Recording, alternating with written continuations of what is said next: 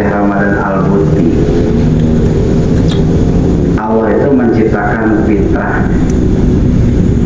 fitrahnya kan dua, fa'alhamaha fujuraha wa taqwaha, baik dan buruk ada di dalam diri kita. Si fitrah baik dan buruk ini dilepaslah oleh Allah, diciptakan tapi dilepas gitu. Sehingga wilayah kita itu tadi justru ada keinginan untuk berjamaah. Nah itu wilayah kita, itu harus dipupuk. Saya pengen berjamaah, nah itu wilayah kita. Nah setelah ada keinginan, sambungkan dengan hikmah yang lain bahwa kita butuh pertolongan Allah untuk bisa merealisasikan keinginan ini. Kenapa? Karena kita sadar bahwa kita nggak bisa. Jadi hadirkan rasa tidak bisa untuk merealisasikan keinginan ini karena kita lemah, tidak ada daya upaya. Yang ketiganya hadirkan rasa butuh pertolongan Allah. Jadi kan terus tafakur tuh. Awalnya yang bergerak wilayah basiroh kita, saya pengen berjamaah. Timbul kesadaran, tapi saya nggak bisa apa-apa. Karena saya tidak bisa apa-apa, saya butuh pertolongan dari Allah. Akhirnya kita kuat tuh kebutuhan kepada Allah. Nah pada saat digerakkan oleh Allah bisa berjamaah, dibikin support sistemnya, digampangkan, dan terjadilah kita selalu berjamaah. Kira-kira apa yang hadir perasaan kalau dari luar kita butuhnya ke Allah? Yang terjadi adalah ingat bahwa ini adalah anugerah Allah. Orang dari awal juga kita butuh pertolongan Allah. Tapi ada kalanya Allah tidak menakdirkan itu. Nggak apa-apa, yang penting basirah kita tetap bertahan pengen berjamaah. Terus ada ingatan ingin ditolong oleh Allah dan ternyata kita tidak ditakdirkan berjamaah. Apa yang lahir? Sedih karena Allah tidak menakdirkan kita berjamaah. Makanya ciri orang mukmin itu ketika taat dia bahagia karena ditakdirkan taat. Ketika tidak taat atau maksiat dia sedih karena oleh Allah ditinggalkan, bahasanya. Ditinggalkan oleh rahmatnya Allah. Nah itu caranya pada ini. Amin. Jadi memaksakan, bahasa memaksakan itu memaksakan ini apa namanya, basiroh, menanamkan keinginan gitu, istiqomahkan keinginannya di sana. Kadang-kadang kan kita bergeser keinginannya, ya. Bisa saya pengen berjamaah, tapi kita ditakdirkan bergadang oleh Allah kan gitu. Jam 3:30 belum tidur. Terus kita mikir, tidur aja dulu dah gitu kan. Itu nyerah loh itu. Itu nyerah, tidur aja dulu. Kenapa disebut nyerah? Karena kita tahu kalau tidur 3:30 pasti bangunnya jam 9 kan gitu. Iya. Susah aja bangun jam 4 lagi kan. Jam 1 mau siap. Atau misalnya dihadapkan dengan maksiat. Awalnya fitrah yang digunakan fitrah baik, tapi kadang-kadang kita nyerah. Sekali makajin beren Allah maha murah. Dari baiklah gitu. Makanya ada istilah kita itu disiksa oleh Allah bukan karena maksiat dohirnya, tapi basiroh kita yang nyerah untuk membuka peluang maksiat itu terjadi. Saya sengaja pikir sama bapak-bapak kalau melakukan kesalahan nih, saya yakin ada pergeseran niat sedikit gitu. Ada apa ya? Nyerah ketika kita menempatkan fitrah baik, kemudian digeser ke kiri jadi fitrah buruk. Maka oleh Allah dibuat support system, ya udah kalau pengen buruk ya buruk kan gitu. Itu dalam urusan ibadah. Dalam urusan dunia pun harus begitu kan.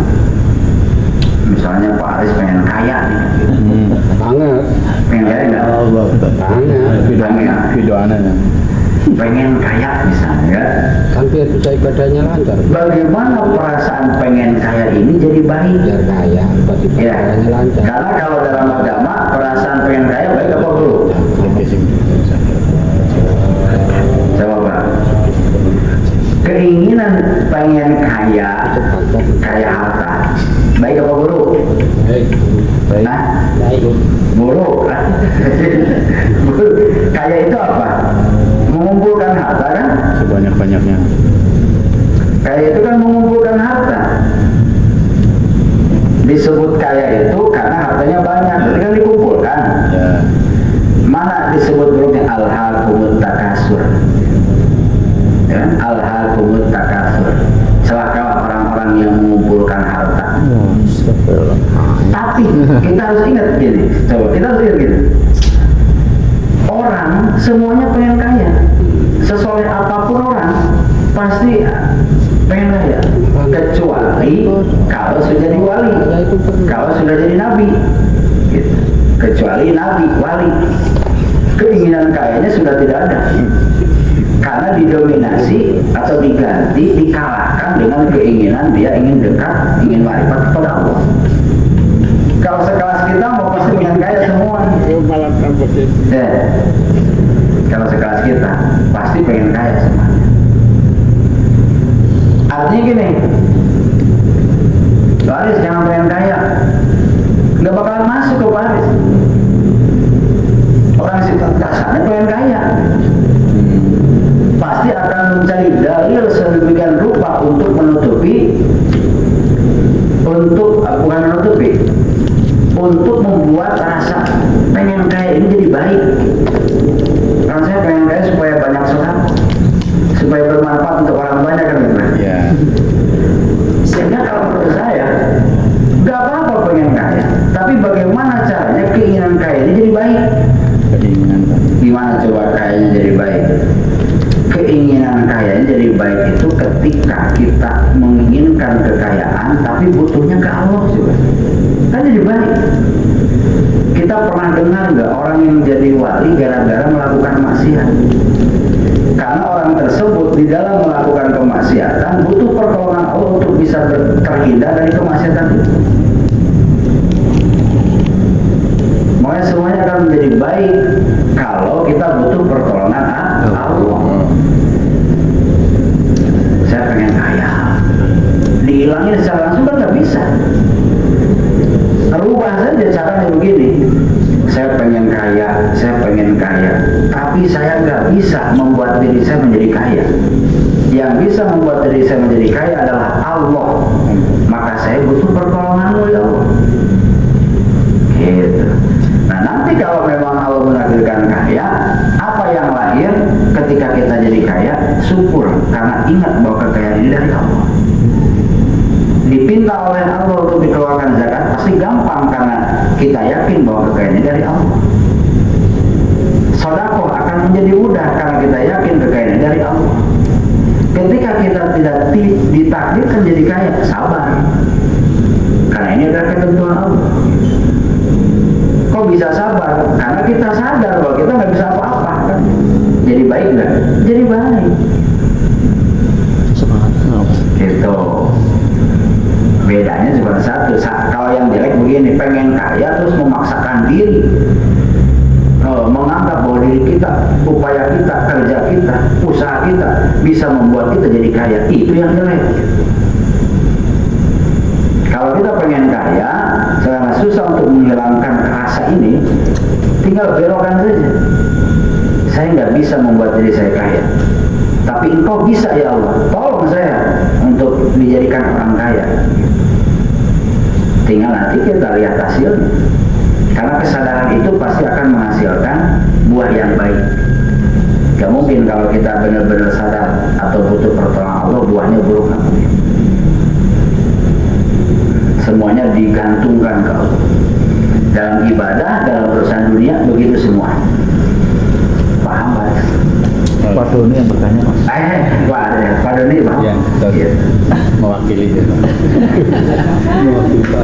Kayak naon ya.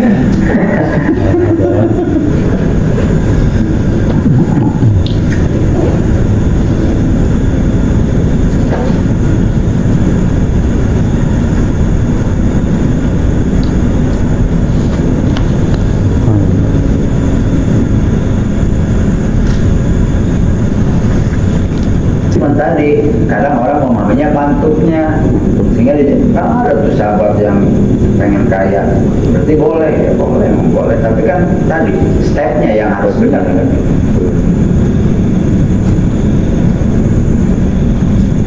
Kalau stepnya salah, maksudnya jadi salah.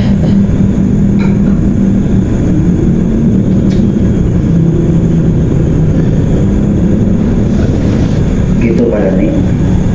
Oke. Kalau cuma bagus keinginan pengen berjamaah harus ditanamkan Tersuai. Insya Allah. tapi tadi butuh ke Allah gitu. Ujung-ujungnya butuh ke Allah.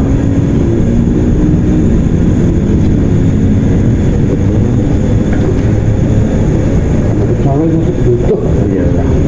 duit orang butuh. Ada yang enggak butuh duit, ada yang enggak. Ya, karena Gusti Allah tetap perlu. Butuh duit. Semua orang butuh duit. Pak Komar enggak butuh. Pak Komar Butuhnya Pak Allah. kalah waris. Pak Komar mah santai, nggak butuh duit. Kayaknya dipepet terus lagi. Jangan butuh ya. Jangan butuh. Ada bintangnya sedikit. Coba. Itu karena saking nggak butuhnya dipinjam aja nggak boleh. Ada misalnya begini, kita melihat seorang berbuat salah atau misalnya tidak sholat lah, misal Ya. lalu kita berpikiran, oh ini sudah cuma bagian ya Allah tidak menakdirkan dia untuk sholat, terus kita diam karena pikiran seperti itu, artinya nggak ada peringatan Ma'ruf. sama ma'rufnya. Kita kan berarti menilai orang. Apakah kita berhak untuk menilai orang seperti itu, menyalahkan, sementara kan kita sadar bahwa itu adalah Salah. takdir. Atau barangkali kita juga kadang-kadang seperti itu. Iya. Bolehkah? Jadi dohir batin syariat hakikat harus berjalan semuanya. Syariat itu harus dilandasi dengan hakikat, hakikat pun harus dilandasi dengan syariat. Karena orang nggak bisa memahami hakikat kalau syariatnya nggak dijalankan. Sama, orang tidak akan bisa melaksanakan syariat dengan benar kalau hakikatnya tidak dijalankan. Jadi dua-duanya harus berbarengan. Hakikat bagian hati, dohir, syariat bagian dohir. Terkait amar ma'ruf nahi munkar nih. Sebelum amar ma'ruf nahi munkar, fondasi hakikatnya harus dikuatkan dulu. Mana tadi? Orang ini taat, maksiat, Allah yang menggerakkan. Secara hakikat seperti itu. Khairihi wa syarihi minallah, baik dan buruk dari Allah. Itu sudah tertanam kuat, maka yang lahir adalah kesadaran bahwa kita tidak bisa menjustifikasi, menghukumi dia celaka atau selamat. Itu dasar untuk membangun sifat husnuzon kita, baik sangka kita. Kalau sudah ada baik sangka, tidak ada justifikasi, maka tidak akan tumbuh emosi, tidak akan tumbuh nafsu, amarah. Nah, baru kita jalankan syariatnya. Mana? Amar ma'ruf nahi munkar. Ada kewajiban wa tawassaw bil haqqi wa tawassaw bis sabr. Ketika secara syariat dia salah, maka secara syariat juga kita wajib mengingatkan dia. Setelah dasar hakikatnya atau fondasi hakikatnya kita bangun. Yang lahir apa? Amar ma'ruf nahi munkarnya bil ma'ruf. Jadi ketika kita menasehati, ketika kita mengingatkan dengan cara yang baik, karena nggak pakai emosi. Gitu.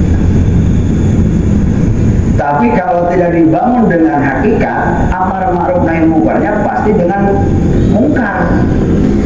dengan emosi kan, meluap-luap dengan kemarahan. Kalau dia nggak ngedengerin kita, kita marah. Kalau dia tidak sesuai dengan apa yang kita inginkan, kita marah. Itu kan hasil dari apa? Emosi, hasil dari nafsu. Kenapa bisa seperti itu? Karena tidak dibangun dulu hakikatnya. Jadi dua-duanya tetap dijalankan, bosan. Orang yang kesadaran hakikatnya tinggi, maka menjalankan kesadarannya pasti baik. Sehingga Nabi kan ketika dakwah di Taif, kemudian orang Taif menolak, bahkan melempari Rasul dengan batu. Apa jawaban Nabi ketika ditawarkan oleh malaikat Jibril untuk diangkat gunung kemudian ditimpakan ke orang Taif? Kata Nabi, jangan, mereka begitu karena tidak tahu.